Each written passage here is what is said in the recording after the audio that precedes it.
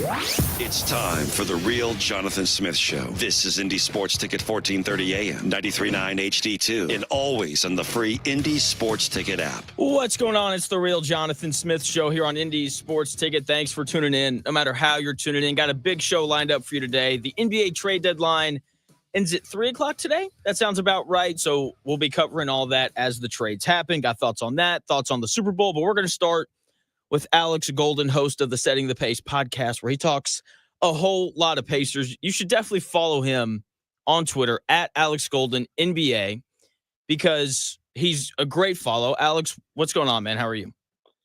Hey, I'm doing good, man. Thank you so much for having me on. Hey, dude, of course, man, of course. So I follow you on Twitter. It's fantastic because every time an absurd Miles Turner trade idea comes out, you're on it. And you're like, this is ridiculous. What's the most insane Miles Turner trade tweet that you've seen? I mean, it made a little sense a couple of years ago, right, when there was a lot of stuff floating around about like Buddy Hield and Miles for Russell Westbrook and the Lakers picks, right? Like that was a big thing back in the day. But ever since then, when the Pacers have been playing well, you see all these trades out there where it's like, you know, Miles Turner gets traded to the Lakers and the Pacers get, you know, like a Rui Hachimura or a Gabe Vincent. And it's like, why would the Pacers trade their starting center when they only have one other healthy center on the roster? So I just find it hilarious when teams or when people come up with these, you know, fake trades where they're just like, let's see how we can make the Lakers better, and we'll just throw our trash at everybody else's teams, and it won't make any sense roster construction wise. So that's why I just think, you know, if you're going to come up with a fake trade, like, hey, maybe you might want to throw another center in there to make it make sense for the Pacers. That might make a little bit more sense, but no, it's just funny that we've come to this point. And I think with the Pacers playing so well, why they would trade Turner at this point is just kind of crazy to me. Yeah, you're exactly right. And like for Laker fans, like you already got Luka. Like you're fine. You don't need Miles Turner. I promise you're going to be okay. You mentioned it. The Pacers, they've been playing really well here as of late. Like the offense has been a normal Pacers offense, playing fast, especially in the half court. The ball's moving. The thing for me that's really jumped out though is the defense. Why have the Pacers been so much better defensively these past couple months? Yeah, I mean, it's a little bit of a cop-out, but I think honestly just getting guys healthy has made a huge difference. You get a guy like Andrew Nembhard back in the starting five, and it just completely changes things. And, you know, Quentin Jackson was kind of slotted in there for Andrew Nembhard for about 3 or 4 weeks. And no offense to Quentin Jackson. He's a two-way guy for a reason, though. And there's a reason why he's not been in the rotation when everybody's gotten healthy is just because he's just not at that level that some of these other players are at. So Andrew Nembhard is just completely the difference maker for this team. And when he doesn't play, you can feel it. And it's not just what he does defensively, but it's what he does offensively too for Tyrese and the rest of the group. So I think getting him back, obviously Nesmith coming back has been massive. He's been very, very good since he returned. And I think, you know, Ben Shepherd is a little bit under the radar, but this is the second-year guy that played in the playoffs last year. And he's a very good defender as well. So you bring 3 guys back, and then a lot of it just comes down to effort, right? I think that the Pacers kind of like took a hard look in the mirror and said, why are we, you know, 5 games below 500 after the 25th game of the season? Why are we 10-15? How do we lose by 20 points to the Charlotte Hornets on our home court without over half their roster playing that were, you know, starters? So I think they kind of looked in the mirror and said, you know what, we got to grow up, we got to mature, we got to change things. And so since then, they've been incredible. I think they're 18-6 the last 24 games. So that means that they've won 75% of their games, which kind of shows you they're playing better basketball. And I think when you're winning, obviously things are easier to like buy into in terms of defensive schemes and things like that. But I think they just realized we gotta wake up. We're a team that just made the Eastern Conference Finals, and if we want to get back there and be considered a serious team, we got to lock in defensively. And so they've done a lot of full court pressure. They've done a lot of, you know, using that level of physicality the league has kind of implemented this year to help them become a better defensive team. And I think that's why, you know, you're seeing it. But Andrew Nembhard, he got the Defensive Player of the Month in January for a reason. I mean, that just shows you how special of a player he is. And I'm glad to see him get recognized because he's kind of got a little bit of Drew Holiday in his game. I wouldn't say he's at the same level just yet, but for what they asked Drew to do a lot now with Boston, you're seeing, you know, Andrew do for the Pacers. So it's really great to see. Joined by Alex Golden from the Setting the Pace podcast. You can follow Alex on Twitter at Alex Golden NBA. You mentioned the injuries, which at the time were terrible. Pacers lost a lot of games when that was happening. One of the good things, though, from that was we got to see a little bit more of Jarris Walker. I think he's gotten better this year. What are kind of your thoughts on him in his second year? Yeah, it's tough because one of the things that I was a little bit disappointed with is the fact that when there were all these injuries, right, Jarris did get more playing time, but he didn't ever string together enough consistently good games. And that's where it's like, if he would have done that, there's a good chance he's still in the 10-man rotation and maybe somebody else is in the 11th spot. But unfortunately, he just had too many games where he was hit or miss. And the shot making has been great this year in terms of shooting the basketball. He's really worked on his shot since he came out of Houston in the draft last year. So I've really enjoyed seeing him grow in that area defensively. He has some of the best hands of anybody on this Pacers team, but the problem is he relies too much on playing defense with his hands and not with his body and his feet, which allows him to get beat off the dribble at times. So now he's in this weird predicament where he has to kind of showcase himself every time he goes out there. And it feels like, like the microscope is so thin on him because you're focused on every little thing that he's doing because you want to see him develop.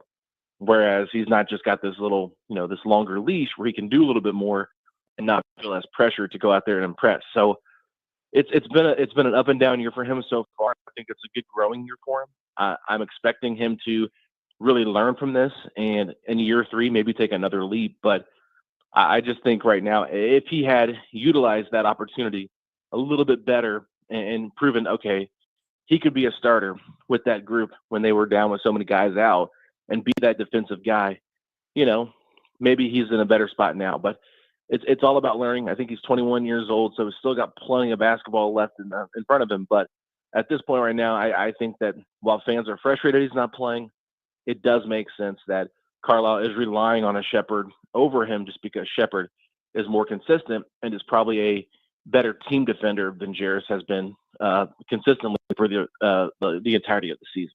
Joined by Alex Golden from the Setting the Pace podcast, talking Pacers and just kind of how they've looked this year. I agree. Like, exactly what you're going to get with Ben Shepherd.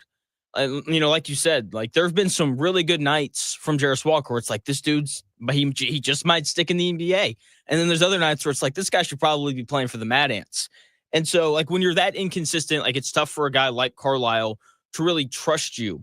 One of the interesting things about the Pacers, and this kind of loops in Jarris Walker, is they've got 11 guys who, if they played in a playoff series, I would trust them. I'd be like I don't mind him being on the court right now. That's a lot of good players to have, which is, I think, a good problem to have. When do you think we start seeing the Pacers maybe start moving off these guys? Like, it's probably not going to happen today, but do you think that they start trading away some of these younger or older guys, next year or the year after? Yeah, I think it's really interesting because at this point they're able to afford everybody and be under the salary tax, right? But they're never going to be a tax-paying team. So unless they really feel like they've got a chance to win a championship or they feel like there's like a player out there that can like take them over the hump. But like when you look at this roster right now, you've got Nembhard's extension kicking in next year. He's only making about $2 million this year, but he'll make $17 million next year, which will add to that cap. And then of course you've got Miles Turner's extension or new contract, I should say, in the summer. And then eventually you're going to have to pay Benedict Mathurin his rookie extension if they still feel like that. So there's a lot of moving parts here in terms of like financially what they're going to have to do. And they're going to have to probably make a move. Like you said, maybe not today, but by the trade deadline next year, you might see them make a move that's going to be a cost cutting move to try to save money to stay under the tax, unless they just feel like, we'll be willing to pay the tax this year. They just haven't done that for, I want to say close to 20 years now, maybe even longer. So that's just not been the way they've operated as a franchise. So you kind of know that going into it.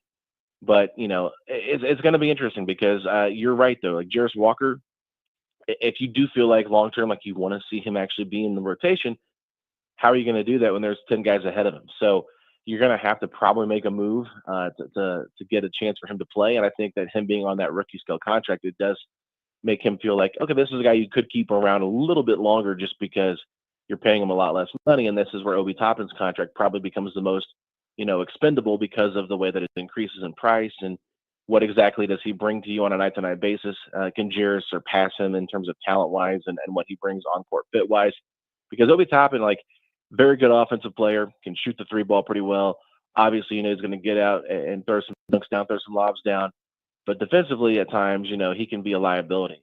And so, Jarris Walker, if he can take that, next level of that next step defensively, maybe he can kind of slide into their backup four spot and you move off Obi Toppin and not a salary dump type move, but a move where you get off that money and maybe get something back in return. So I just think that at some point they're going to have to make a decision. I think Mathurin's another one that's going to be a tough decision as well, just because what does he want to do?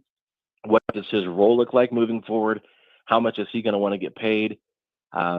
Does he feel like he has an opportunity here in Indiana to be the best version of himself, or does he feel like there could be greener pasture somewhere else? I think that all plays a factor, and we'll see how this playoff run goes, because right now he's starting, he's content, he's happy, but if Nesmith ends up taking the starting spot back or ends up, closing almost every single playoff game, how does Mathurin respond to that? So I think that there's a lot of interesting talking points here, obviously, but this roster to me is very good. Their strength is their depth, and they need it because they've had a lot of injuries, and they also need it just because it's nice to be able to have different players step up on any given night when you just never know what you're going to get from some of these guys offensively. But at the end of the day, I think Pritchard, Buchanan, and that front office are going to have to say, all right, when do we make that next move? When do we make the next Pascal Siakam type trade where we maybe trade one or two guys plus some picks to go out there and get another piece? So it might be sooner than later. It might be the offseason. Who knows? I think a lot of it all determines on how they do in the playoffs. But it's going to be fascinating to see. I think that people should stay tuned for the offseason more so than the trade deadline for Pacers moves today.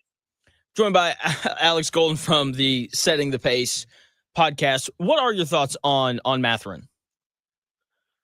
Yeah, it's a good question. If you were to see the comments that I get on Twitter, I'm the biggest Mathurin hater. Everybody gets mad at me because I call stuff out when I see it with Mathurin, and I don't call it out for other people, I guess. But it's more so just the fact that, Mathurin to me is an emotional player, and there's been some dumb decisions about him this year where he gets a technical foul for pushing Stephon Castle in front of a referee in Paris, or he goes up and puts his hands on a female official because he's mad that she called a foul on him when he thought it was a clean block and it was clearly a foul on him, or whatever the play was. It's just like some of the stuff like that just annoys me, and I think that's just part of his, age and stuff. But, I really just was hoping to see how Mathurin would fit in with this team, because Mathurin is a gifted scorer, and we know that. But the big problem is he was not a good off-ball defender. He was solid on ball, but not good off the ball. And he didn't really know how to pass the ball. Teams kind of knew how to guard him because, this guy's going to shoot or drive. He's never going to pass. He doesn't know how to. And he's really changed his game a lot this year. And I want to give him a lot of credit for that. However, I do think at times that he still overthinks things too much. Like when it comes to driving and shooting, he won't do it as often because he doesn't want to be one-dimensional. And so he's always looking to make the extra pass. And there was one game earlier in the year when he actually made the extra pass to Pascal Siakam, and Siakam swung the ball around, and they got an open three, and Siakam was just like cheering at half court because Mathurin finally made the extra pass. It's just like you can just tell, like, it's just a lot of growth for him that's been happening this year. But at the same time, we're not seeing like this 18 points per game type score that I think a lot of people believe he can become. And so now that you've got Nembhard here, like, to me, like, I like Mathurin a lot. I think that his ceiling is probably higher than Andrew Nembhard's in terms of overall talent. But at the same time, I still think that Nembhard fits better for what this team wants to look like. And I think that's kind of where I'm at at the crossroads with Mathurin and the Pacers. It's like the way the Pacers want to play with Tyrese at the helm. Are you going to get the best version of Mathurin that you can possibly get? And sometimes I feel like you can, and sometimes I feel like you can't. So that's where I've kind of wrestled that, thought process. And to me, it's like Mathurin's a good player, but if I'm closing a game out with the guys that I have available, I don't think I'm going to be closing with him as much as a guy like Aaron Nesmith, Andrew Nembhard, because of how much they bring defensively. So that's where it's just going to be interesting to see what the front office does and how they view Mathurin moving forward. But I think they like his competitiveness. I think he might be the biggest competitor of anybody on the team, which you love to see. But at the same time, we just haven't really seen it in the playoffs yet because the only time they made it, he was hurt. So if he can have a good playoff run and really prove his worth and like how valuable scoring can be in a playoff series, then maybe my opinion will change. And I think it's okay to have, an opinion change over time. Sometimes people feel like if you lock into an opinion, you can't change it. But I've done a complete 180 on Miles Turner as a Pacer, and I'd love to do the same for Mathurin. But it just feels like to me at some point they're going to have to make a decision on him, and I would bet on them making a trade. And I think he would probably prefer that, but that is just me speculating. That's not reporting or anything. That's just my guess and kind of reading the tea leaves here. But he's a good player. I just worry more so about his style with the Pacers style. Joined by Alex Golden from the Setting the Pace podcast. A lot of great points on Mathurin. You're right. The stylistically, it's not always the best fit. I love him though. Like I love how competitive he is. I think it's nice to have a guy with a little extra edge. I think that rubs off on other players. But like you said, sometimes that goes the wrong way, and he gets teed up for doing dumb things. But I think you're right. I think that as he gets older, that will hopefully kind of wear off. But the real reason why I like him is because the Pacers' best player in Tyrese Halliburton has these nights like he did in Portland, where he plays 27 minutes and he only takes 3 shots. Why does Halliburton have games where he comes out and is just like, you know what? I don't really want to score. Yeah, it's such a fascinating discussion, right? Like we probably talked for 20 minutes about this because there's so many angles you can look at. Now, at the beginning of the year, I think Tyrese was still a little bit hurt. I won't lie. I think that he was dealing with something. They were trying to be kind of coy about it, but I do believe that there was something going on there, right? Like it was just, okay, Ty, we're trying to help you out here, but without Nembhard, you can't do it. Now, one thing we've seen, and I think if you go back and look at some of the games where he's really been taken out, I think about that Memphis game when Jalen Wells was guarding him full court, right? You go back to the Blazers game we just mentioned. Toumani Camara was, physical with him for the entirety of the game, was really guarding him. It was like once he crossed that court, like they're back there guarding him. And when you have teams that are like that physical with a guy who's not physical himself, he's going to have to learn how to overcome that. And I think this is just a matter of, Tyrese not realizing the amount of coverage he's going to get and how difficult it's going to be. But people know, like, hey, you take Tyrese out of the Pacers offense, like this offense is a little bit stagnant. They can't do as much because when Tyrese is at his best, it's when he's got the ball in his hands. And too many times, I feel like, and too often, they allow Nembhard and Siakam kind of run the offense, and they let Tyrese kind of play off ball too much, and it doesn't get him involved, and it kind of makes it easier for the defenses. So I think part of the problem is it's not just Tyrese is not a guy that wants to score all the time. That's not how that's not his game. And so he's kind of had to evolve into that. And I'm sure you guys remember a couple of years ago, we talked about on a podcast where he would go to the locker room at halftime and his shooting coach, Drew Hanlen, would text him and say, you need more shots because he wasn't shooting the ball enough. Or, how many shots did we get to at tonight's game? We'll talk about it after the game. You should have had 13. You had, 8. It's just a matter of trying to get into his head. You got to get more shots up. But I don't think you just want Tyrese forcing shots either. I just think that Tyrese has a very nice 3-level scoring ability with getting to the basket, shooting in the mid-range, and shooting the 3. But too often, he settles for 3-point shots, and I think he could do a better job of getting more into that mid-range to open up his game a little bit more. Because if he can kind of showcase, I'm not just a floor spacer and a 3-point shooter, I'm going to drive, to the basket, or I'm going to pull up here about 15 feet out and shoot this little floater or whatever.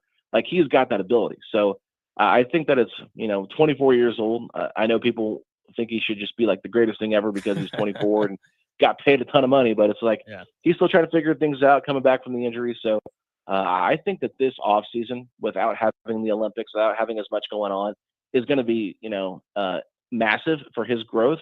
And I'm expecting him to do a lot better next season with dealing with the level of physicality.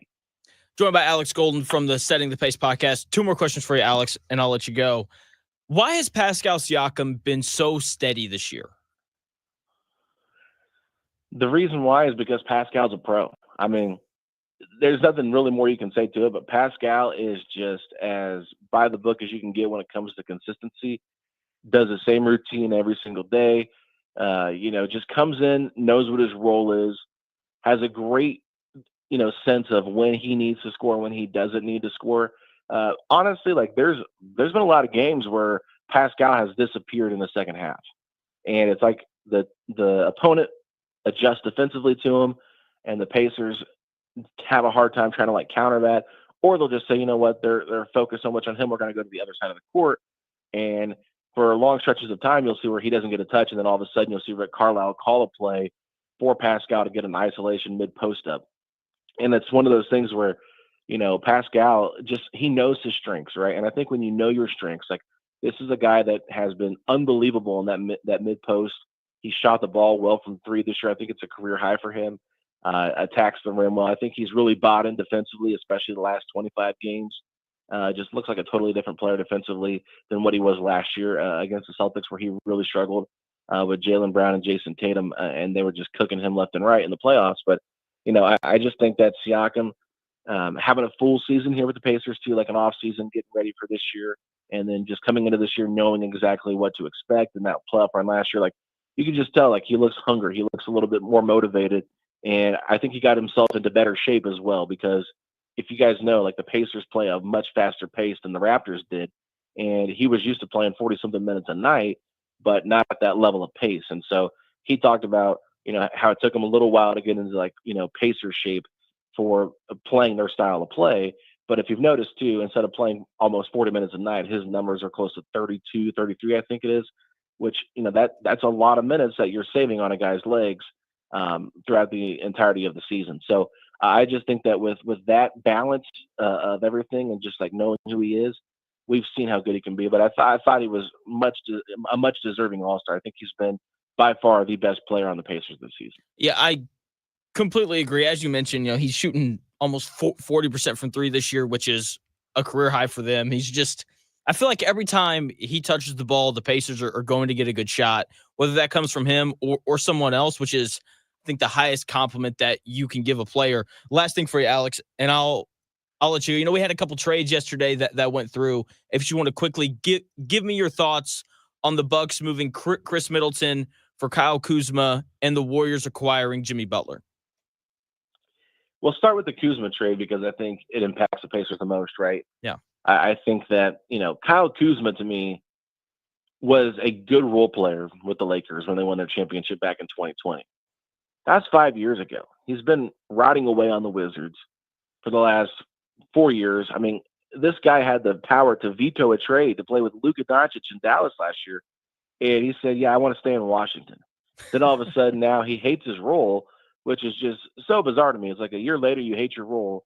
And he gets dealt to Milwaukee. And here's why I think it's interesting, because I listened to the Eurostep podcast, which is a great podcast about the Milwaukee Bucks. And I think the name's great because they spelled like Euro, Gyro, for Giannis, the Greek freak. Yeah, so it's very creative. It's part of the Blue Wire Podcast Network. That is the network that we're on. And they were, really just having they were pouring one out for Chris Middleton and all that he brought to the franchise. When you trade a staple of a franchise to a team that is a tanking team for one of their better players, and you're hoping that's going to change things, it's really hard to see that in happening. I get it. The Pacers never had a player the caliber of Giannis Antetokounmpo, but a good friend of ours, Derek Kramer from my Pacers blog on Twitter, if you're not following him, he drew a great parallel. He said this is almost identical to how the Pacers traded away Danny Granger, who could never stay healthy, for Evan Turner. And look how that turned out, right? Evan Turner was more of a problem than he was, anything else for the Pacers. And I don't think Kuzma is going to be maybe as problematic as an Evan Turner, but I think the expectations for Kuzma, they're maybe a little bit higher than I think he might realize, but they're going to need him. He is healthier than Middleton. He is, younger as well, but not by much. I just, to me, it feels like a move that was not lateral at best. But I think that it might even, take them down a notch, just because what Middleton did in the playoffs when healthy, you can't replicate that. Middleton was unbelievable last year in the playoffs, and he's been unbelievable for the Bucks in the playoffs. So trading away a staple like that for a guy on a tanking team does not seem great. So I think that this is probably I would say that, to me, I think that the Bucks lost this trade.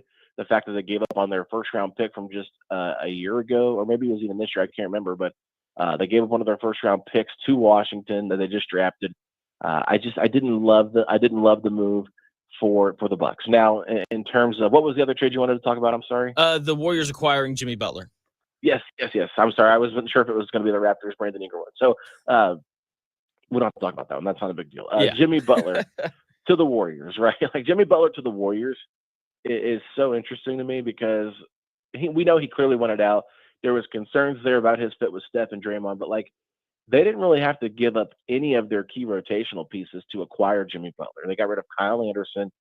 They got rid of Andrew Wiggins, and I'm trying to remember who the third player was involved in that deal, but to me, they didn't give up like Kevon Looney, Buddy Hield's still there. They still have Kaminga, Moses Moody, Trace Jackson Davis, like Pajimski. They were able to kind of keep that young core plus their veterans that probably fit in better with this group, and then go out there and get Jimmy Butler. If Jimmy Butler is motivated and he becomes playoff Jimmy like we've seen before, I wouldn't be shocked if the Warriors won a playoff series. Do I think that they're going to go to the championship? I would be shocked if they got that far. But Jimmy Butler is one of those special talents that we've seen it time and time again when he's locked in, totally different player. I think the dynamic of him and Draymond together will be really either like great or they could butt heads really bad. So I think it's going to be great television either way to see how those two play together. But Jimmy Butler is just one of the most interesting, fascinating personalities in the league. I don't like the fact that he was trying to kind of tank away his, stock to try to force his way to Phoenix. I don't like when players do that, but then again, we can't really say anything about that when you see how a front office just completely turns on their franchise player and Luka Doncic and trades him to the Lakers and doesn't even tell them, right? So it's got to be a two-way street, and if owners and front offices aren't communicating and doing what's best for their client or their player, doing what's best for their team, you gotta respect the player when he says, I'm going to do what's best for me. And Jimmy Butler clearly was just frustrated with Pat Riley, his comments, and what the Heat did. So I think it was, a good move by Golden State to try to at least make something happen here potentially with Steph and Draymond. But I also like it. I like it for the Heat. I think Andrew Wiggins has been playing better. I think it's a good fit. We'll see what happens with Kyle Anderson, and there's been talks about maybe he could be dealt somewhere else. They could get PJ Tucker. I don't know exactly what's going to happen, but I just think that for the Heat, you get off of it. You get a pick from the Warriors as well in this deal. Makes a lot of sense for them. And then poor Dennis Schroeder gets traded again after the comments he made. You just kind of feel bad for the guy. So overall, it just, to me, fascinating for the for the Warriors. We'll see exactly how things play out. I think that they gave themselves a better chance to have a little bit of a run than they would have if they would just stay pat. I completely agree on both points. Alex, I've kept you way too long, man. Thanks so much for your time. Hey, it's all right. I'm a rambler, so thanks for letting me chat with you and join you. And best of luck to you on the show. And for all the other listeners out there, thanks for listening. Thank you, man. That is Alex Golden. You can check him out on Twitter at Alex Golden NBA, host of the Setting the Pace podcast, where he does an excellent job covering the Pacers. When we come back here in about 4 minutes or so, Super Bowl Sunday. It is very quickly approaching. I've got thoughts on what if the Eagles win and what if the Chiefs win. Could have some implications for the Indianapolis Colts. I'll tell you what those are when we come back here in about 4 minutes.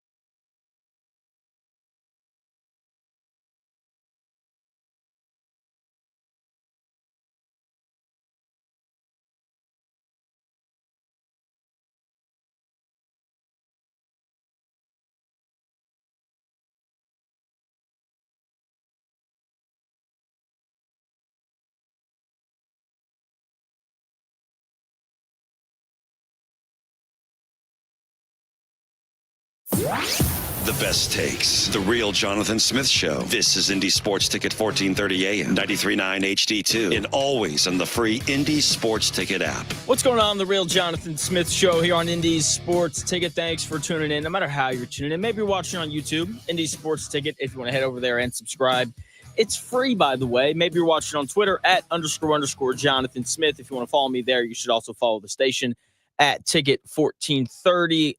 Big shout out to Alex Golden for doing almost 30 minutes with me there, talking Pacers and a little bit on the trade deadline there as well. If you missed that, the podcast will be up pretty shortly after the show. I want to talk a little Super Bowl because that is coming up here on Sunday.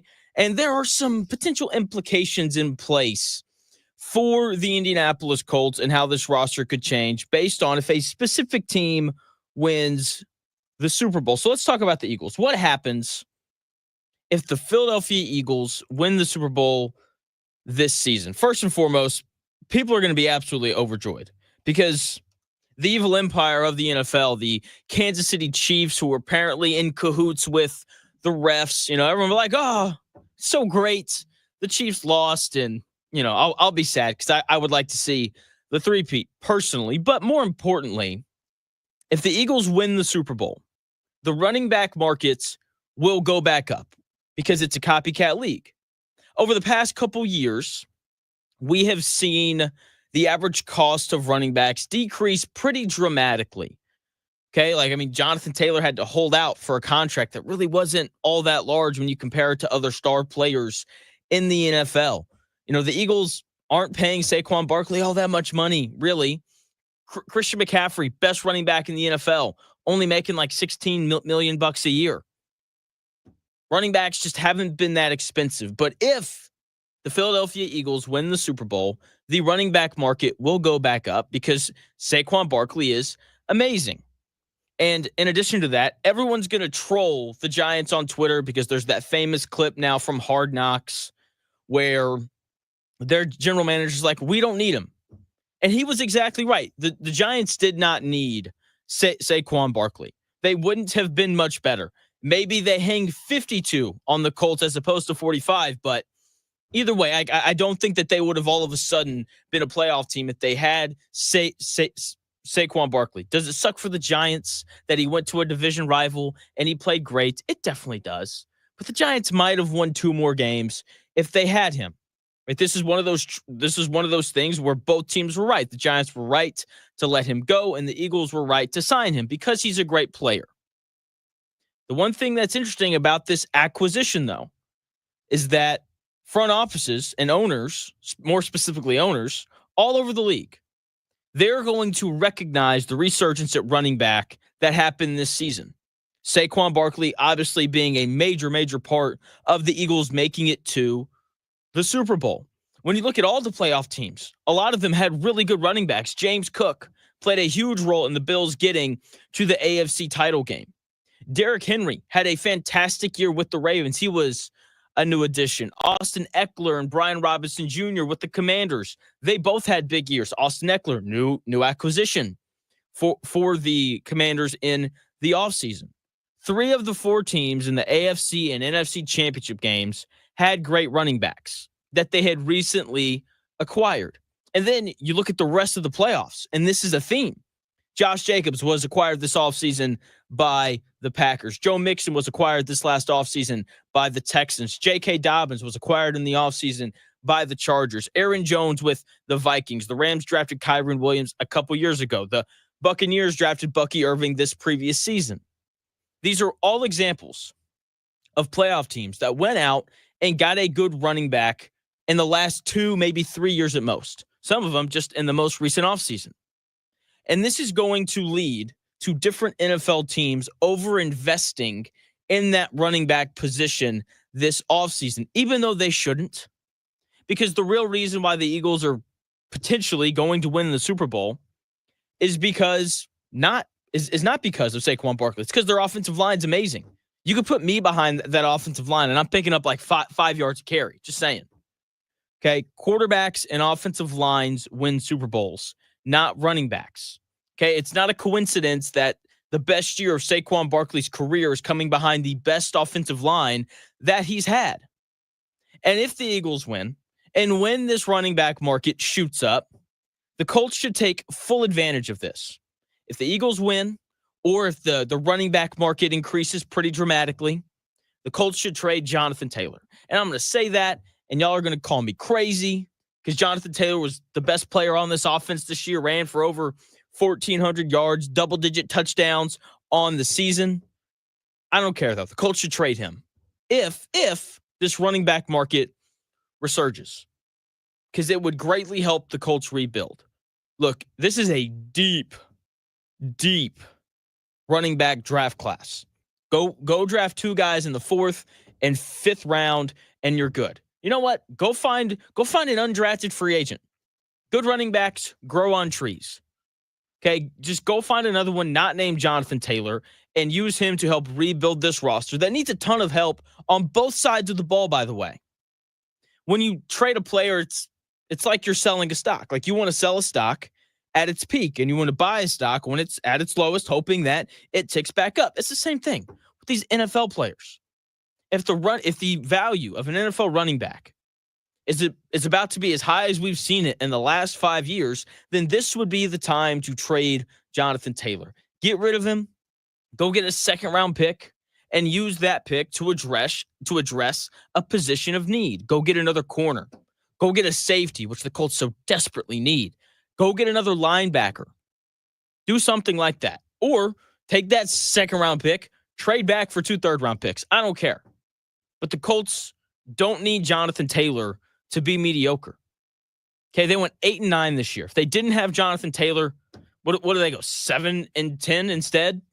Is there really that big of a difference?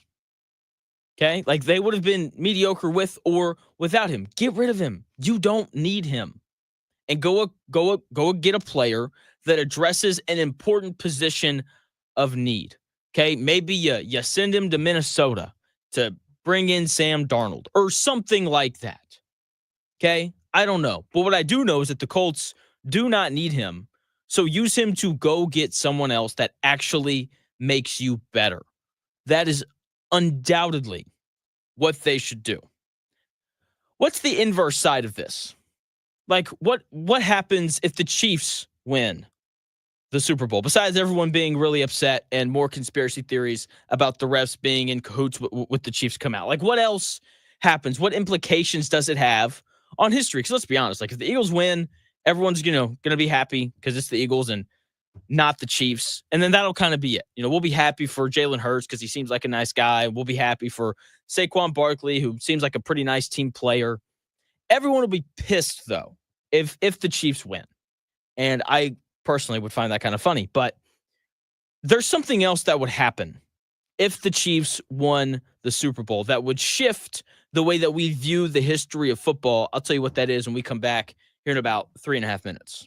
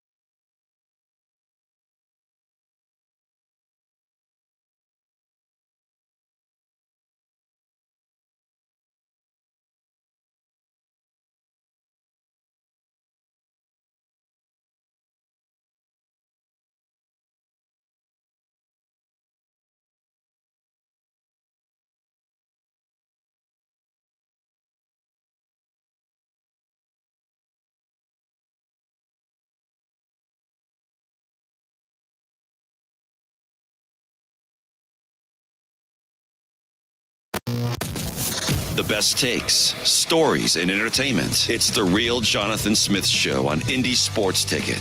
1430 AM and 99.5 HD2. The Real Jonathan Smith Show here on Indy Sports Ticket. Thanks for tuning in, no matter how you're tuning in, whether that's on Twitter at _ Jonathan Smith if you want to follow me there. If you want to catch the podcast afterwards, you should follow us at Ticket1430. I had Alex Golden on to open the show. He was great. We did like 30 minutes on the Pacers. It was awesome.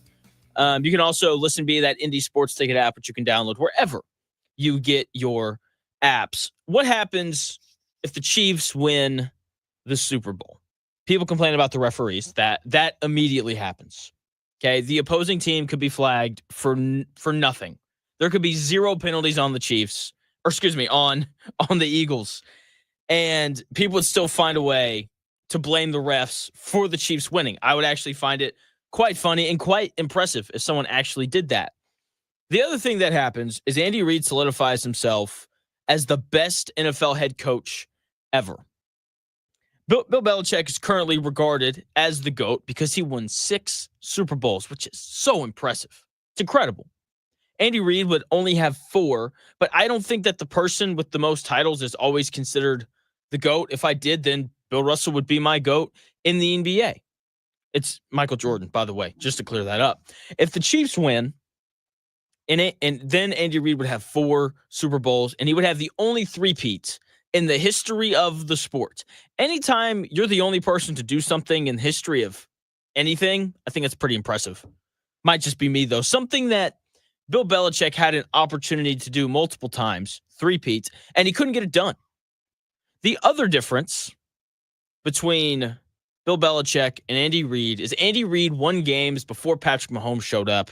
Bill Belichick did not win games before Tom Brady showed up, and he didn't win games after Tom Brady left. Bill Belichick, his first head coaching stop was in Cleveland. He was the head coach for 5 years. He had 1 winning season. Overall, he went 36-44 in Cleveland. He later shows up in New England and goes 5-11 with 28-year-old Drew Bledsoe as his starting quarterback. It's not great. The following year, Drew Bledsoe gets hurt. Tom Brady takes over, starts the final 14 games of the regular season, and then goes to the playoffs. And they win the Super Bowl. Tom Brady shows up. All of a sudden, Bill Belichick's looking like a genius. And they just start rolling, right? They're winning all these Super Bowls and, winning the AFC East every single year because the Dolphins, Jets, and Bills weren't very good. And then they would be the 1 seed. And then they just kind of roll their way through. And they ended up winning 5 more Super Bowls. Okay? But that's kind of the extent of when Bill Belichick won. After Tom Brady left, Bill Belichick just stopped winning. 7-9. Then they draft Mac Jones and they go 10-7. Then they go 8-9. And then they go 4-13. It's not great. His records in those seasons without Tom Brady on his team, so this is Cleveland and New England combined, he went 65-82. He only won with Tom Brady. He left, and he was out of a job 4 seasons after that. In Cleveland, he had 1 good year, and that was it. Compare that to Andy Reid, who won games in Philadelphia for forever. Like, do you know how hard it is to keep a head coaching job as the Philadelphia Eagles? Pretty freaking impossible. Nick Sirianni has the highest winning percentage in the history of the NFL as a head coach. And at the start of the year, Eagles fans were like, fire Nick Sirianni. We don't want him here anymore, even though all he's done is win games and get us to a Super Bowl. Okay? Like, Philly, tough to keep a job. Andy Reid was there for 14 years. He's the winningest head coach in the history of the Philadelphia Eagles. He's also the winningest head coach in the history of the Chiefs. Pretty incredible, if you ask me. Okay, when he was in Philadelphia, he won games with Donovan McNabb, solid quarterback, but he wasn't great. Donovan McNabb, he was a good, solid quarterback. He got him to a Super Bowl. Pretty incredible. Then, Donovan McNabb gets a little washed up. They move on, and they bring in an older version of Michael Vick. And they won games with Michael Vick. And then The Eagles are tired of him for some reason, and they fire him. You've been here 14 years. You haven't won a Super Bowl, even though we've given you average quarterback play at best. We're going to fire you now. And he goes, okay. And so he goes to Kansas City, and he wins games with Alex Smith, a guy whose career was not great. Gets benched for Colin Kaepernick, and then they move him, and he ends up in Kansas City. And I'm sure he's like, oh, great, I get to play for Andy Reid. I'm about to start winning some games, and that's exactly what happened. And now finally, he has a great quarterback. He has Patrick Mahomes, and all he's done is won 2 out of the last 3 Super Bowls, and it could potentially be 3 out of the last 4 after Sunday. In fact, I think that it will be 3 out of the last 4 this Sunday. Here are Andy Reid's records with all of the quarterbacks that he's coached. He went 22-26 with an older version of Michael Vick. Not great. He went 103-82 with above average to good with an above average to good quarterback in Donovan McNabb. He went 42-27 with Alex Smith. And listen to this. This is incredible. This is all only regular season, by the way. This doesn't count the playoff games. This number is it's baffling. He is 90-26 with Patrick Mahomes as his starting quarterback. That's incredible. That's insane. Right? That's why he's the winningest coach in the history of the Kansas City Chiefs. Okay, once again, these are just regular season records, but I don't think that the truth of this can be denied. Andy Reid, if he wins the Super Bowl, if he three-peats and gets his 4th, should be deemed the best coach in the history of the NFL because he's won with multiple quarterbacks that all play a slightly different style, right? Like Michael Vick, a lot of quarterback run game, chuck the ball deep downfield. That video of him hitting Deshaun Jackson on that post route when he's standing at like his own 3-yard line and he throws it to like the opposing 35 or however far it was just, it's incredible, right? So it's a lot of deep balls. It's a lot of let Michael Vick be Michael Vick and run around. Then he wins games with Donovan McNabb, who was athletic, but not like Michael Vick athletic, but probably more athletic than Patrick Mahomes. And so there was some let him elaborate, but also a lot of just like, go be yourself, go be a solid throwing quarterback. Like he wasn't like Donovan McNabb was like above average in everything. Okay. And then he takes Alex Smith, who once again got benched for Colin Kaepernick. And, Alex Smith, former number 1 overall pick. He, somewhat athletic, but not really. Not a great arm, but not a bad one. Pretty accurate, though. And he was 42-27. Now he gets this demon, this potentially a guy who's going to potentially finish his career as the greatest quarterback in the history of the NFL in Patrick Mahomes. And he's like, oh, yeah, we're just never going to lose again. We're just going to play in the AFC Championship game every year. Let's just call it the Arrowhead Invitational because that's what it's become at this point. 7 straight AFC Championship game appearances. They're in the Super Bowl once again, and they've done it differently. I think that's the other impressive thing about this. Like when it first started, it's Patrick Mahomes throwing for 5,000 yards and 50 touchdowns. That's what he did in his first year as the starter. And it's Tyreek Hill over the top. And it's a young Travis Kelce dicing up the middle of the field. And it's Mahomes ad-libbing and getting outside the pocket and doing things that only Patrick Mahomes can do. And that's what it was for those first couple Super Bowls. And then, last year, we see him turn the page. And it's defense. Let's rely on them. Let's hold the football. Let's run it a little bit more. Patrick, we don't have the weapons on the outside that we used to, so we're just going to ask you to be smart, not quite as gunslingery. Can you win that way? And Patrick Mahomes is like, absolutely, I can win that way. I can win however you need me to, Coach Reid. And it's just so impressive what Andy Reid has done during his time as the Kansas City Chiefs head coach. He's won in different ways. When he was in Philadelphia, he won with different quarterbacks. When he's in Kansas City, he's won with different quarterbacks. And then you compare that to a guy in Bill Belichick, who's a great coach. I'm in no way trying to, tear apart his legacy. But he did it with one quarterback. He had one halfway decent year where he went 10-7 with Mac Jones. And aside from that, He didn't really win. And the fact that Andy Reid has won games with different quarterbacks puts him over the edge for me. So sure, he might have a couple less Super Bowls. But the amount of wins with different quarterbacks is what puts him over the edge for me. So that is why if the Kansas City Chiefs win, Andy Reid should be deemed as the best coach in the history of the NFL. He'll have a fantastic argument to be named that.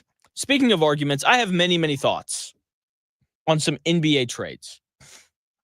Okay, Chris Middleton from the Bucks to the Wizards. Kyle Kuzma, he's coming over. There's some other pieces of that got moved around as well. Jimmy Butler to the Warriors. Those are the two trades that I want to focus on because those two are going to change the league the most as far as I'm concerned. So when we come back here at the top of the hour here at 11 o'clock, I'll give you my thoughts on Chris Middleton to Washington, what that means for the Pacers, and a whole lot more.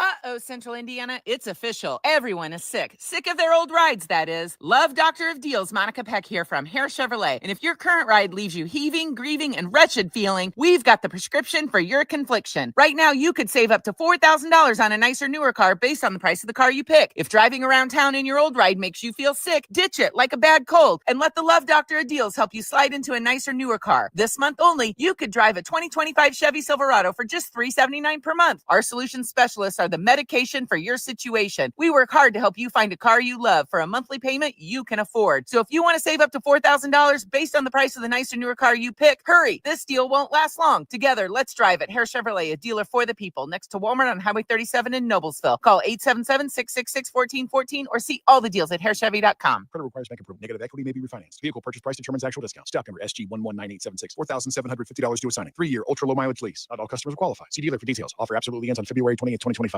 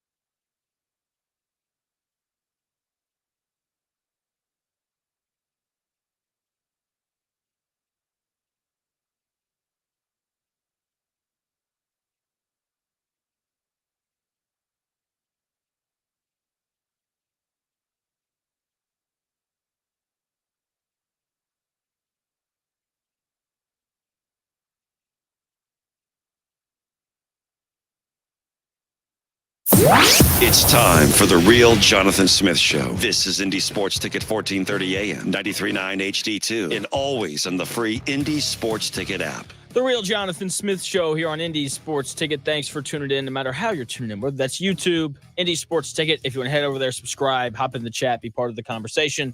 You can also watch on my Twitter, _ Jonathan Smith. If you want to catch the podcast after, follow at Ticket 1430. We'll post all the dance stuff there as well. You can also listen via that Indy Sports Ticket app, which you can download wherever you get your apps. You can also listen via 1430 AM. There's just no excuse not to tune in every single day because there's just so many different ways to listen, and I appreciate you no matter how you are listening. NBA trades. The NBA trade deadline is today at 3 o'clock, and teams are making deals, wheeling and dealing. Let's start with the one that I think is going to impact the Pacers the most.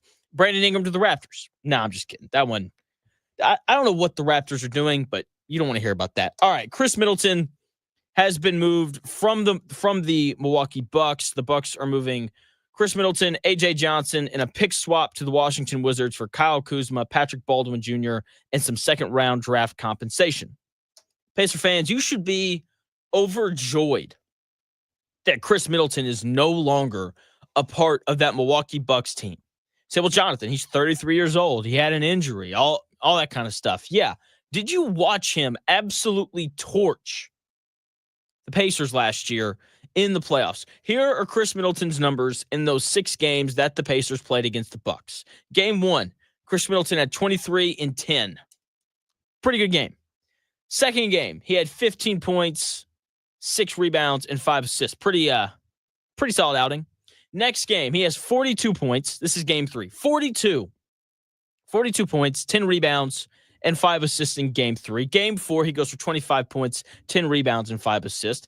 Game 5, he goes for 29 points, 12 rebounds, and 5 assists. And in game 6, he struggles a little bit, 14 points and 6 rebounds. What a stud. Like he was still a good, viable basketball player. He played well in the playoffs last year without Giannis, who didn't play in a single game, and Damian Lillard, who was banged up for some of that series as well. So as the number 1 or number 2 option in every single game that he played in, he played well. Chris Middleton is a good basketball player. He's a better basketball player than Kyle Kuzma. Is he a little bit older? Sure. He's 33, which isn't that old when you look at Kevin Durant and LeBron James and Steph Curry, who are all over the age of 36 and still doing it at a pretty high level. And 2 of them, Curry and Kevin Durant, have a little injury history. Okay. Chris Middleton, still a really good basketball player. And I am surprised that the Milwaukee Bucks traded him, but I'm more surprised that they traded him for a guy in Kyle Kuzma who I wouldn't want on my basketball team ever. He's a losing player. And he's simply not as good as Chris Middleton. Listen to Chris Middleton's numbers this year, who's coming off the bench, by the way, and is the third option. In 23 minutes a game, he's averaging 13 points, 4 rebounds, and 5 assists on 51% shooting from the field. And most importantly, 40% from 3. He's a guy who can come in off the bench. He can give you a little extra space. He can handle the basketball. He can get his own shot. If you don't think that he can go and get his own shot, just go back and watch the highlights from that Pacers series last year. Chris Middleton is still a good basketball player who could have helped the Milwaukee Bucks in the playoffs. Now he's going to go be a mentor in Washington. Chris Middleton probably doesn't want to be there. Like and then the fact that they move him for Kyle Kuzma, who wishes that he had those numbers. Like Kyle Kuzma as the second option in Washington, a bad team that's poorly coached, just kind of lets players do whatever they want. He's averaging 28 minutes a game, so he's playing 5 more minutes a night than Chris Middleton is. He's averaging 15 points, which is, a couple more points than our guy Chris Middleton. 6 rebounds, so two more rebounds, and 3 assists, 2 less assists than Chris Middleton, despite playing 5 extra minutes a night. He's shooting an abysmal 42% from the field compared to Chris Middleton's 51%. And Kyle Kuzma's a 28% three-point shooter this year compared to Chris Middleton's 40% from 3. He's just not better than Chris Middleton no matter how you want to slice it. He's just not. He doesn't shoot the ball as well. He can't do as much with the ball in his hands. Like, if Giannis is off the floor and it's Damian Lillard and Kyle Kuzma, I don't like that. There's just like Kuzma just doesn't provide the spacing. He's not a great ball handler. I just think this is a terrible trade for the Bucks, which is a great thing for the Pacers. Like, the Bucks got worse. I say that very confidently. Like, don't even get me started on the defense. Chris Middleton is not only a much better offensive player, a much more talented offensive player, a more variable offensive player in terms he can just do multiple things for you. He can catch and shoot. He can screen and roll, screen and pop. He can handle the basketball in those situations as well. He's a good passer. Kyle Kuzma, not as good in any of those areas as Chris Middleton. And then you get to the defense. Oh, man. The defense. Kyle Kuzma is one of the laziest defenders in all of basketball. And maybe it's because he's playing for the Wizards. And when you play for the Wizards, I imagine it's just this never-ending thought process of get me out of here, except for, as Alex Golden pointed out to open the show, that he could have gotten out last year. He could have gone and played for the Mavericks with Luka Doncic. And he was like, nah, I'm cool. Let me stay here. Let me just stay here, be lazy, take shots whenever I want to, and make a bunch of money while I do it and not have to worry about winning because this team's terrible. And now, to address the defense and the laziness and the poor shot selection, maybe playing for the Milwaukee Bucks, a team that thinks that it's good enough to win a title, even though it's not, maybe that will help him. But I'm not betting on it. He gives off the vibes of, I won a title already when I was in LA. I'm cool. I just want to make my money, get my points, and go home. That's just kind of the impression I get from Kyle Kuzma. So the Bucks got worse. Hallelujah. That is great news for the Pacers. I firmly believe now they are locked up, that they're going to be a top 4 seed, right? Because the Bucks kind of seemed like they're the 5 seed. Seemed like they would kind of be the competition to compete for that. Okay, the Bucks got worse. They got rid of a better defender, more efficient and reliable scoring option for a guy in Kyle Kuzma who doesn't shoot the ball well, doesn't defend. The only benefit they got was they got under the second apron and they got a little bit younger. Now, the trade deadline's not over. It's not. They could potentially move Kyle Kuzma again. This could have been a move to make another move. It's very possible. We'll see. But if nothing changes, if they don't move Kyle Kuzma, the Bucks got worse. And I firmly believe that. Okay? So the Pacers, great news for you. You should be the 4 seed. You should host a first-round playoff series, get a little home court advantage before you probably have to play the Cavaliers, which I think the Pacers would much rather play Cleveland than Boston because Boston's a better basketball team than Cleveland. I don't really care what the records are. My eyes tell me. I watched that game the other night. The idea of playing against Darius Garland in crunch time just makes me so happy. It does. Okay, the Wizards, I thought that they were going to be Milton, but they're not. They're going to keep him around to let him mentor some of these younger players. So we'll see what winds up happening. NBA trades, Jimmy Butler to the Warriors. That's the other one that happened. Miami Heat finalizing a deal to send Jimmy Butler to the Golden State Warriors for Andrew Wiggins, Dennis Schroeder, Kyle Anderson, and a protected first-round pick. Okay, Pistons also involved in this deal. They're picking up the Warriors' Lindy Waters III and the Heat's Josh Richardson. That's just some salary stuff that's having to be moved around. This is a good trade for both sides. I like this trade for both teams. I appreciate what both teams are trying to do. The Miami Heat clearly grew tired of Jimmy Butler, as every team that Jimmy Butler plays for does, because they just, he just kind of weighs and wears on people, and it's frustrating and annoying. He didn't like what Pat Riley was saying. Pat Riley's at a point where he's like, I don't really care what anyone thinks about what I say. I'm just going to kind of give you my opinion, and then you can get over it. And that's exactly what he did. He pissed off Jimmy Butler, and Pat Riley was like, that's fine. We'll trade you out of here. Whatever. And we'll suspend you without pay while we do it, which is pretty great. So the Heat are looking to retool around Tyler Hero. Good offensive player, not a great one, making his first all-star appearance this season. So good for him. So they're retooling around him and Bam Adebayo, He's a top 25 player in the NBA. Makes sense. Those are two decent pieces to build around. I really feel like they're just trying to position themselves to hopefully go out in free agency and grab a big star like they did over a decade ago when they brought in LeBron James and Chris Bosh. Okay, and the thing that's really nice about this trade for the Heat is they bring in Andrew Wiggins, who gets a bad rap, but in 2022, he was the second best player on that Warriors team that won a title. So the guy's a good player. He's younger than Jimmy Butler. He's a little cheaper than Jimmy Butler, right? And the fact that he's younger, he fits that Tyler Hero, Bam Adebayo timeline a little bit better than Jimmy did. He's a much better shooter than Jimmy Butler, and he's a pretty good defender as well.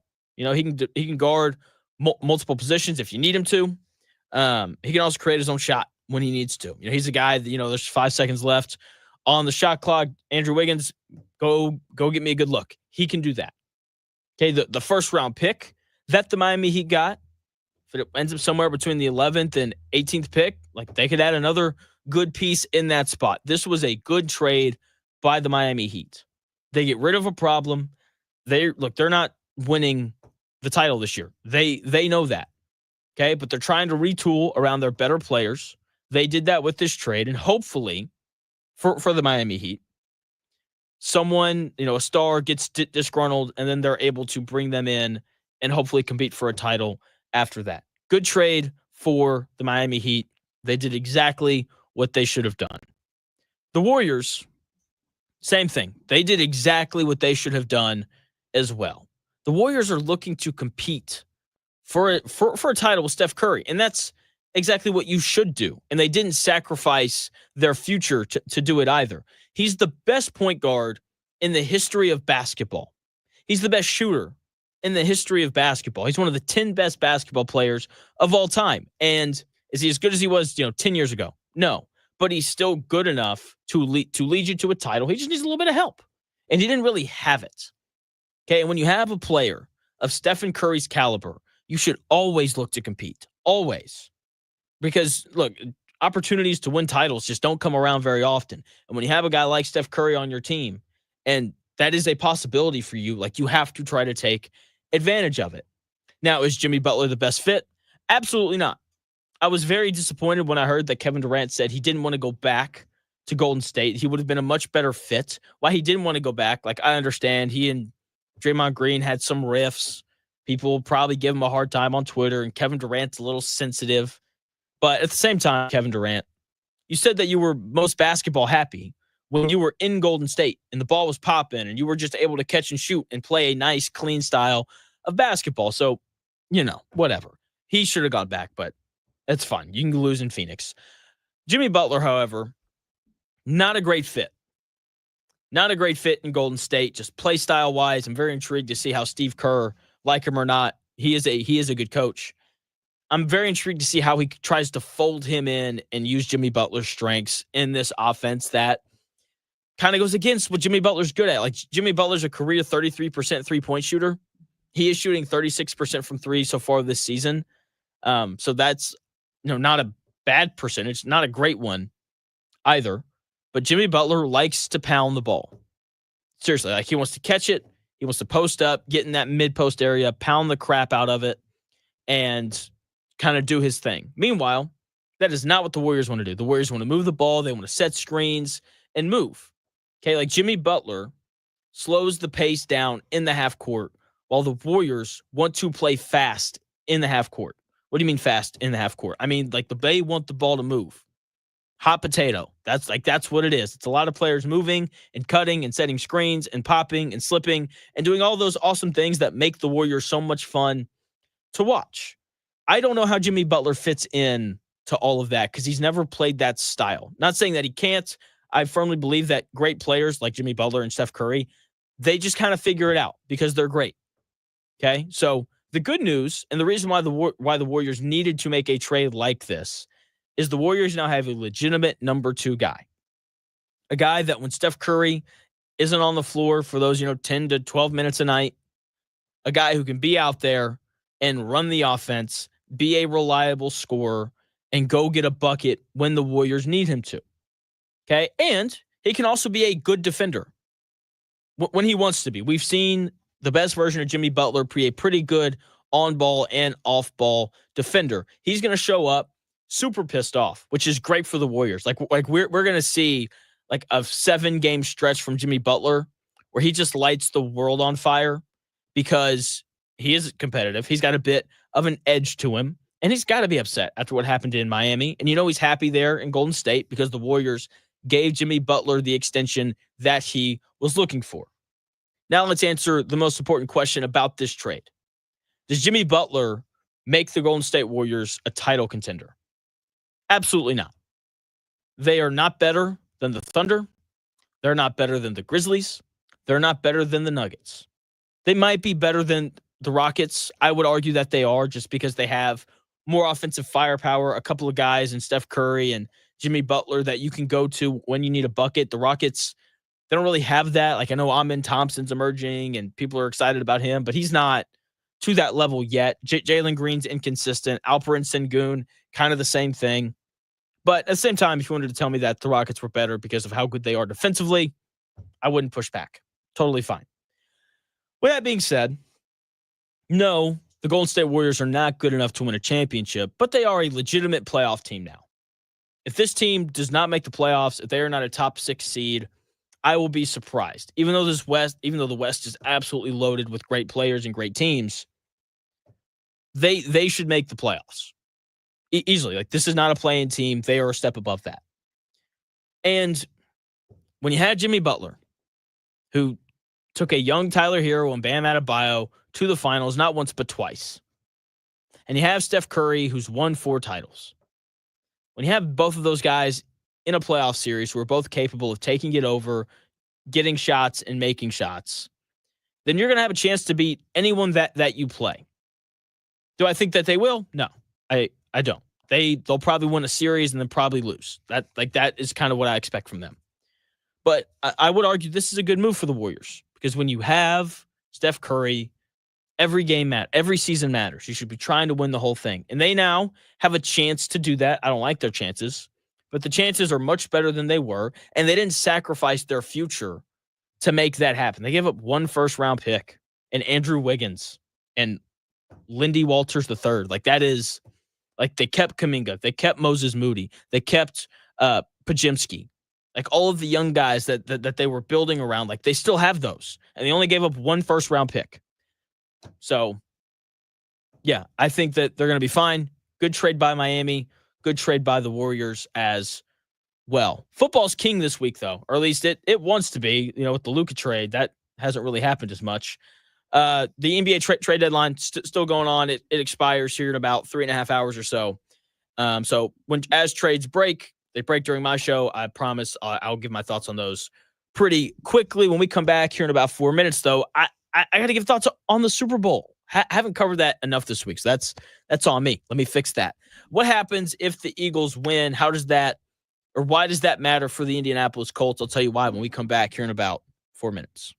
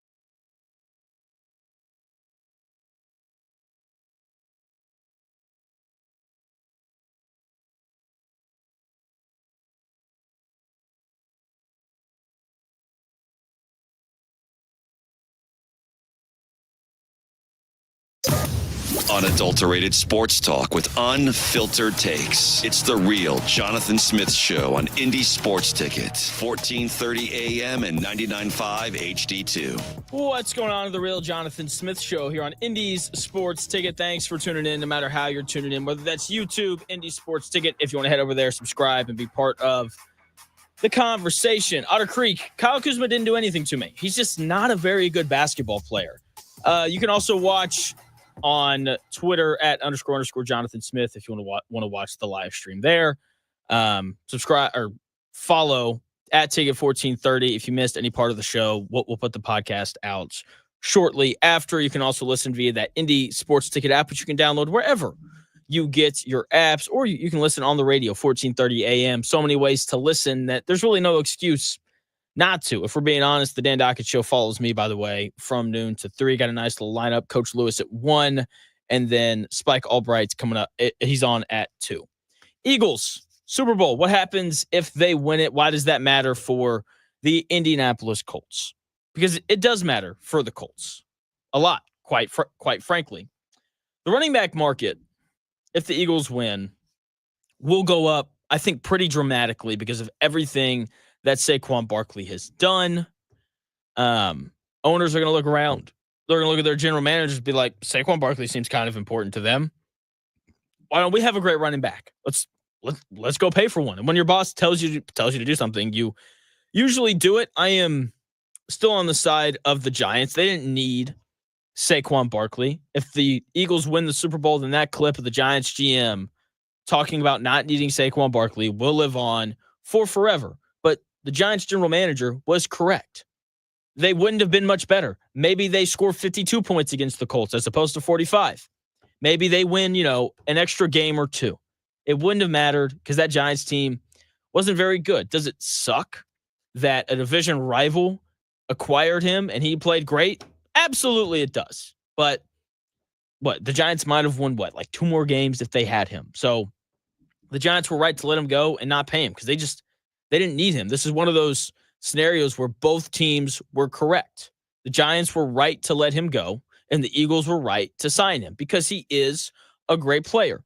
The one thing about this acquisition that's interesting is how this is a copycat league, and there are front offices and owners who are going to look around and be like, geez, like running backs, kind of important. Seems like every playoff team has a good one this year. A lot of these playoff teams picked up a new running back in the offseason, and then they went on to have great years. James Cook isn't one of those guys, but he played a rather large role in the success that the Buffalo Bills had this year, played a large role in them getting to the AFC Championship game. Why the Bills didn't use him more in that game, I don't know. He was only averaging over 8 yards a touch, but hey, what do I know?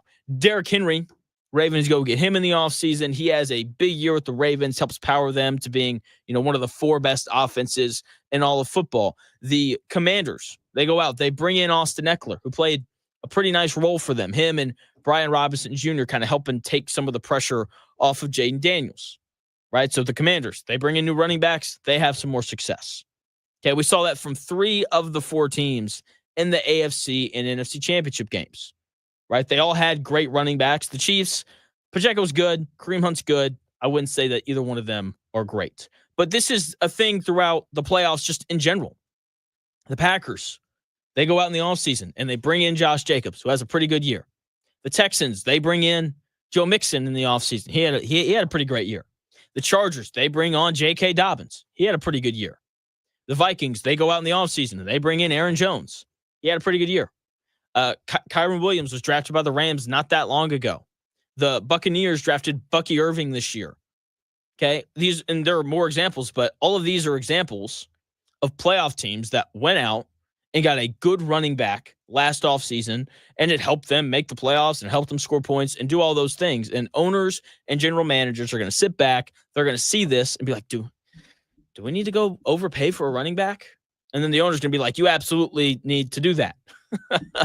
And that's going to lead to some teams over-investing in a running back this offseason, even though they shouldn't. Okay, running backs do not win Super Bowls. They don't. It's about quarterbacks, offensive lines, defensive linemen, and a good secondary. Okay? Like those are the things that you have to have. Running back is not on that list.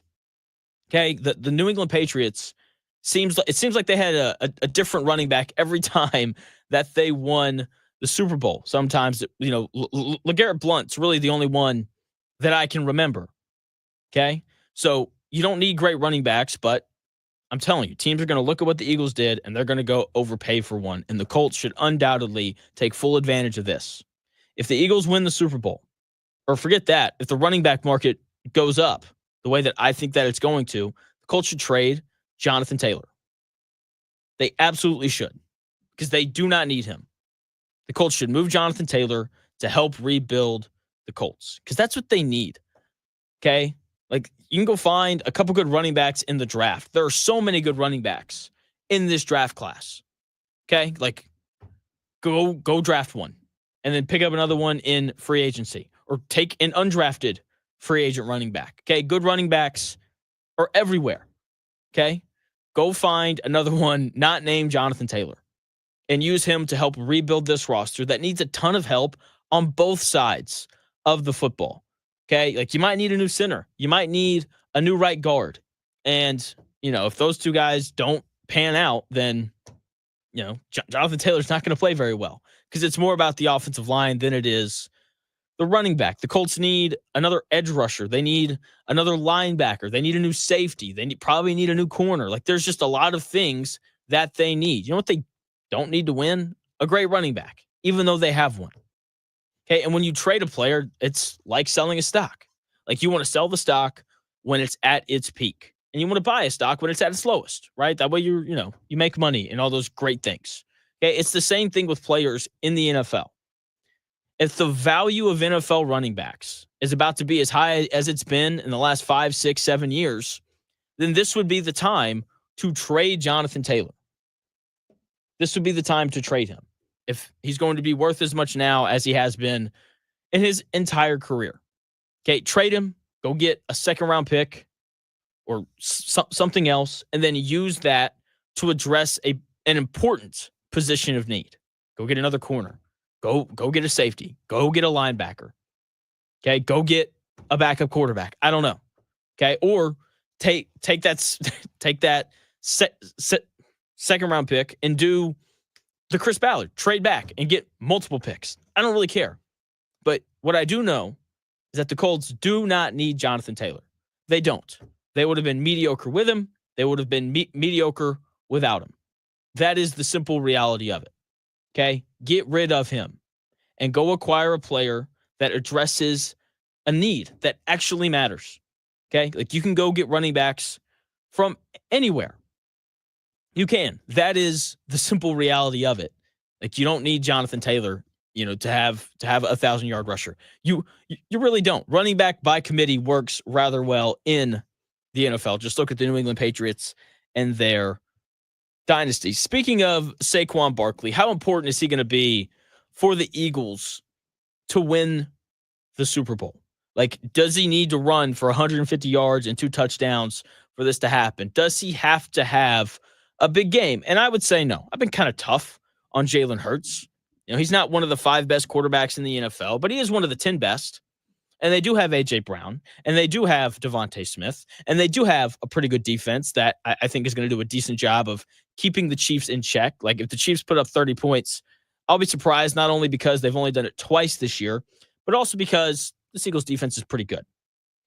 And if the Chiefs find a way to slow down this rushing attack, which they might, because they're really good in the middle with Chris Jones, and Bolton's a pretty good middle linebacker for the Chiefs.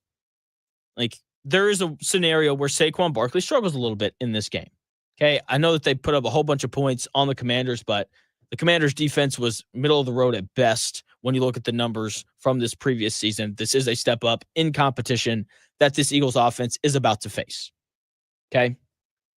Saquon Barkley doesn't have to be great in this game. If he is, then obviously the Eagles are going to have a great chance to win, but Jalen Hurts is a good enough quarterback that, if he needs to throw for 250 yards and a few touchdowns, like, he can do that. If he needs to run the football more, Jalen Hurts is more than capable of doing that and putting the team on his back for a short stretch to be able to go out and bring this thing home for Philly, which that they want so badly. That most people want that to happen so badly because people are tired of the Chiefs, and I get it. You know, the Taylor Swift, Travis Kelce, all that kind of stuff is, you know, not the most fun stuff to be entertained by. But Saquon Barkley, I need you to play well. That way the draft stock or the worth of Jonathan Taylor goes up and the Colts can move him to eventually become a much better football team.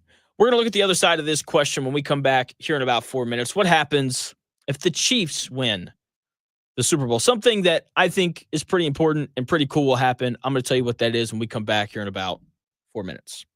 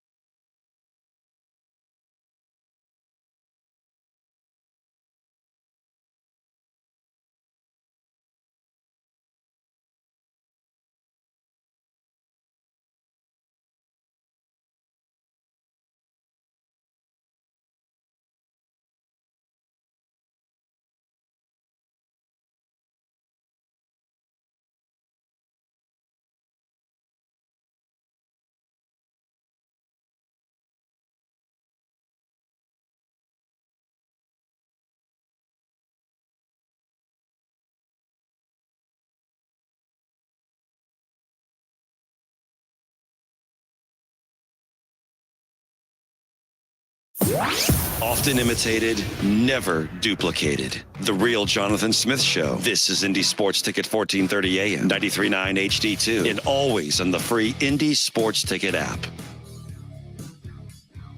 What's going on? The Real Jonathan Smith Show here on Indy's Sports Ticket. Hopefully you're having a nice day, a nice week. It's Thursday. One more sleep till Friday, and we got Super Bowl on Sunday. Can't wait to go watch the game with a whole bunch of people who don't care about the game. That's my favorite part about the Super Bowl. Thanks for tuning in, no matter how you're tuning in, whether that's YouTube, Indy Sports Ticket. If you want to head over there, subscribe, and be part of the conversation. Maybe you're watching on Twitter at __ Jonathan Smith if you want to follow me there. If you want the podcast after the show comes out, follow us at Ticket 1430. We'll post it there. We post the Dan Dockett Show podcast there as well. Maybe you're listening via that Indy Sports Ticket app, which you can download wherever you find your apps, or maybe you're listening just the good old fashioned way, 1430 a.m. in the Indianapolis area. Now let's talk about what happens if the evil empire, the Kansas City Chiefs, win the Super Bowl. I'll immediately be annoyed because I'm about to listen to some idiotic people blame the referees for, the Chiefs winning, which is just the most insane thing ever. We'll have to listen to people be like, it's rigged. And I'll have to be like, you know what? You're right. All the other 31 owners in the NFL were like, you know what? Let's rig it for the Chiefs again. The Jets were over there and they're just kind of like, you know what? We've been bad for the last, 20 years. But hey, let's let the Chiefs win again. Anyway, so if the Chiefs win, we're going to have to deal with the whining and the complaining, and it's going to be really annoying. But good news, Andy Reid would solidify himself as the best coach in the history of the NFL. No, there's not a doubt about it.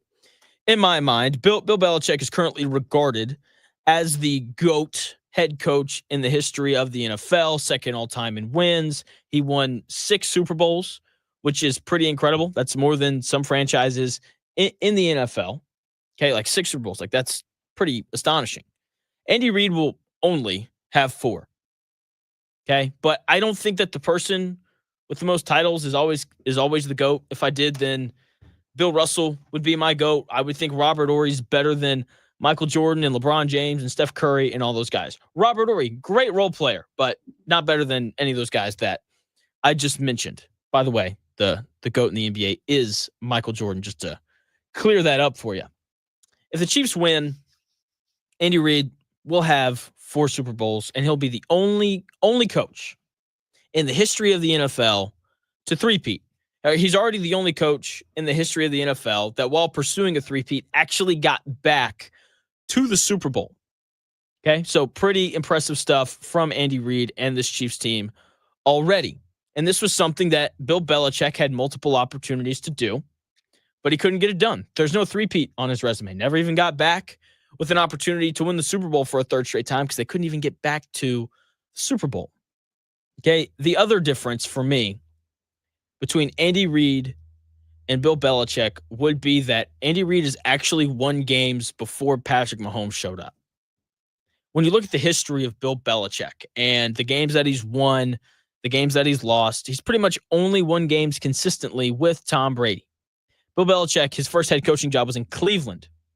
Okay, he was there for 5 years. He had 1 winning season. Okay, overall, he went 36-44.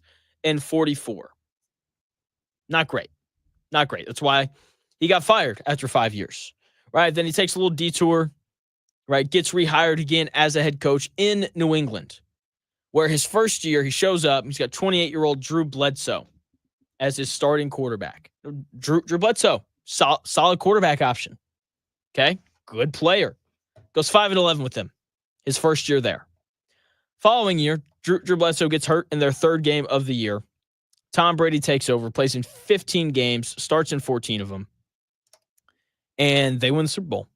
Go on this great run, great defense. Bill Belichick, the defensive mastermind, and we saw it. Like, those early Super Bowls that the Patriots won were less because of Tom Brady and more because of Bill Belichick and his ability to scheme things up defensively. We even saw that later in Brady's career when they played the Rams and they won 10-3. Bill Belichick just stifled this young Rams offense and Jared Goff and Sean McVay, and only gave up 3 points. Pretty incredible. If if you ask me. Okay. But when you look at the history of Bill Belichick, great coach, just could only win with Tom Brady. Okay. Like from that second year on, like they just rolled. They won the AFC East every year because the Dolphins were terrible, the Jets weren't very good, and the Bills weren't very good either. Okay. Like it was double-digit wins, what seemed like every single year. And they went on to win 5 more Super Bowls. Pretty impressive. Then Tom Brady leaves. Bill Belichick just stopped winning. They go 7-9 the first year he leaves, 10-7 the next year. They draft Mac Jones, I believe 15th overall, if I remember correctly. And then they go 8-9, and then Bill Belichick's final year, they go 4-13. He gets fired. Not great. His record in those seasons without Tom Brady as his starting quarterback, he went 65-82. Not great. Once again, he only won when Tom Brady was there. Before Tom Brady showed up, he lost a lot of games. After Tom Brady left, he lost a lot of games. And he was out of a job rather quickly. In Cleveland, he had one good year. That was really it. Okay? Compare that to Andy Reid, who won games in Philadelphia for 14 years. Do you know how hard it is to keep the job as the Philadelphia Eagles head coach? Nick Sirianni came into the season with the highest winning percentage of any head coach in the history of the NFL. And Eagles fans are like, we don't like him. Fire him.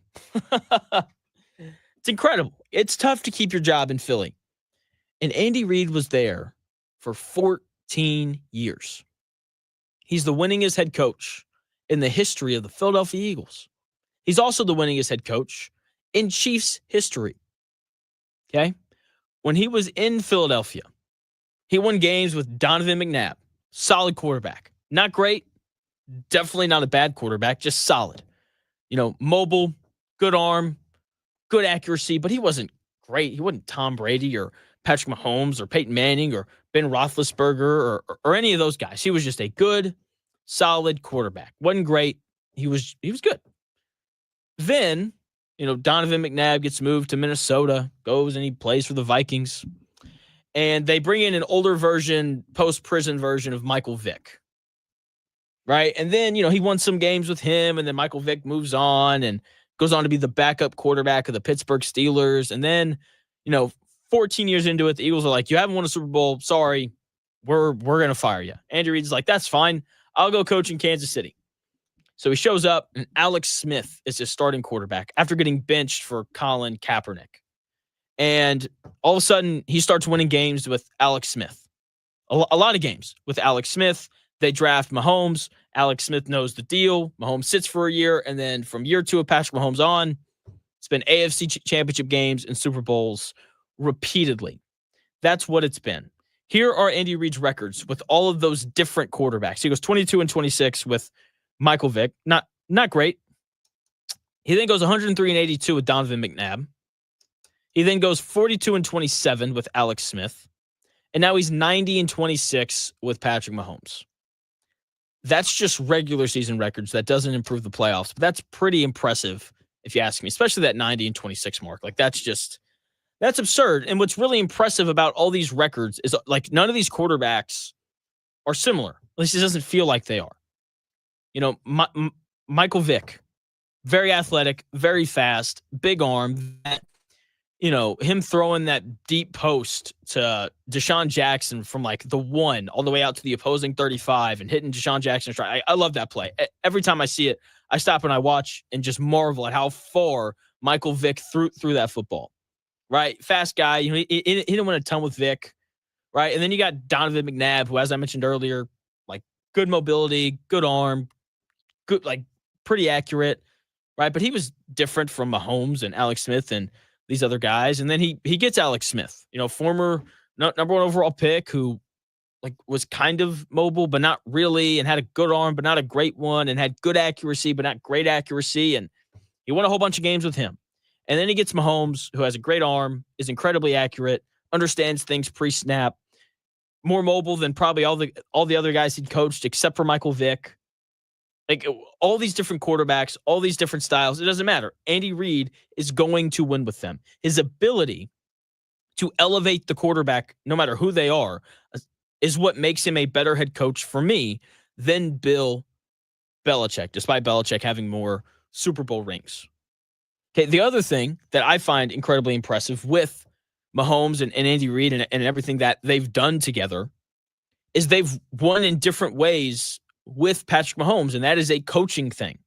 Mahomes shows up, it's him, and it's Tyreek Hill and Travis Kelce. It's like, Travis Kelce, you're going to own the middle of the field. Tyreek Hill, we're going to chuck the ball as far as we can, and you're going to go get it because there's no one in the NFL who's as fast as you are. And so they're putting up all these points, and, that first year that Patrick Mahomes started all year, he throws 50 touchdowns, throws for over 5,000 yards. He wins the MVP. They win the Super Bowl. Actually, no, I believe that they lost to the Patriots that year. But, that's what it was for those early Super Bowls with the Chiefs. Okay? High-powered offense. Doesn't matter how many points our defense gives up because we're just going to score a ton. And then Tyreek Hill leaves. He goes to the Dolphins. And they have to change the way that they're winning. It's a lot more methodical. We're going to trust the defense. They aren't scoring as many points. Mahomes isn't throwing for as many yards, but they're winning more, actually, now than they were beforehand. They're like 48-11 since Tyreek Hill left. That's kind of insane. Okay, it's a different style. But because Andy Reid is such a good coach and he does such a great job of getting his quarterbacks to do exactly what they need to do, he was able to rein Mahomes in a little bit. Say, hey, man, like, they're going to play too high. Like, you're going to have to kind of dink and dunk your way down the field, and we're going to possess the football more, and we're going to draft Isaiah Pacheco. That way we can run the football a little bit more. And he's won that way. Andy Reid's ability to win in multiple ways is incredibly impressive, and it's part of what makes him a better head coach than Bill Belichick if he wins the Super Bowl and if he three-peats. Right? Like that would be the accolade to put the nail in the coffin for me in terms of Bill Belichick not being as good of a head coach as Andy Reid. So history is on the line for Andy Reid. If you know anything about him, there's no way that he cares in the slightest about this, but I do, because history's cool and it's important. So I like the Chiefs. I think that they're going to win and cover that 1.5 point spread because they're just a good football team. No way around it. They are. They always make the play that they need to make.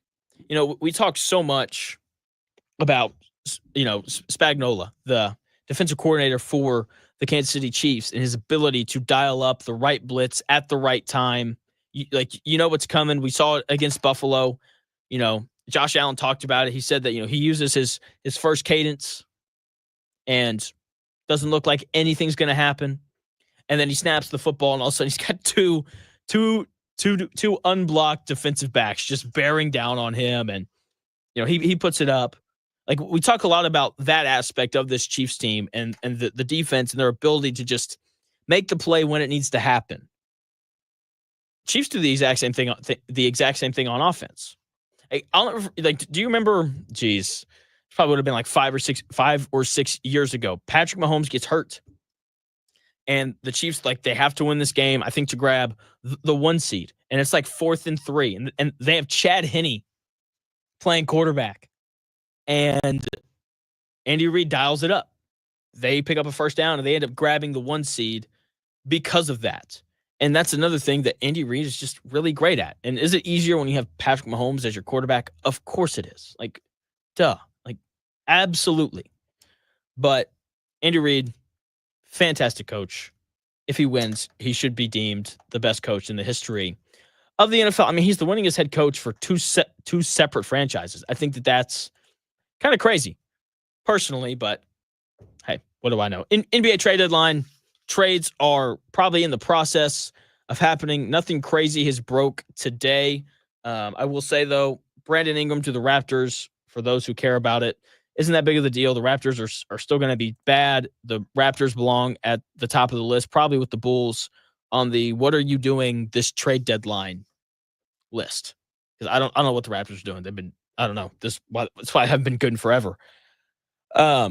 So that trade happened, I think, late last night, if I remember correctly. Still waiting on other things to break. Kevin Durant, he seems to be in every rumor. He was going to be in Golden State. I hate that he's not. That made the Warriors an actual, viable, threat to win the whole thing. But, he didn't want to go back, and I guess I kind of understand. He and Draymond Green, they don't really like each other, but he's going to be moved. I'd be really surprised if he wasn't. It seems like his name just continues to pop up. It seems like the Suns are ready to move off of him. They aren't going to be able to move Bradley Beal because he's got that no trade clause, which is so funny. There's two players in the NBA who have a no trade clause. One is LeBron James. Makes perfect sense. The other one is Bradley freaking Beal. Just absolutely incredible stuff right there. So, but I'll be on the lookout for that. I don't know who's going to trade for Kevin Durant at this point, but look, man, like when Kevin Durant is available, how do you not figure out some sort of way to acquire him if you're a team that wants to compete? Houston, they're pretty adamant, or they have been, on how like they kind of want to see they want to see what they have in the playoffs. Forget that, man. If you're the Rockets and you can get Kevin Durant and you can surround him with all these awesome role players that the Rockets have, like I don't know how you don't do it, but I guess we'll have to wait and see what Houston decides to do, because they're kind of the last viable option to trade for Kevin Durant. Hopefully that trade breaks today, because you don't know, it'd just be nice to have an extra topic tomorrow. Coming your way here in about 5 minutes, the Dan Dockett Show at 1 o'clock. Mike Lewis, head coach at Ball State, joins, and then at 2, Spike Albright, and then maybe Tim Legler at 2:30. We'll kind of wait and have to see what happens there. But thanks for taking the time out of your day to tune in. I'll be back again tomorrow from 10 to noon. Subscribe to the YouTube channel, Indy Sports Ticket. Watch it over there tomorrow. Be part of the conversation by hopping in that chat. The Dan Dockett Show comes your way here in about 5 minutes. I'll talk to you tomorrow at 10 a.m.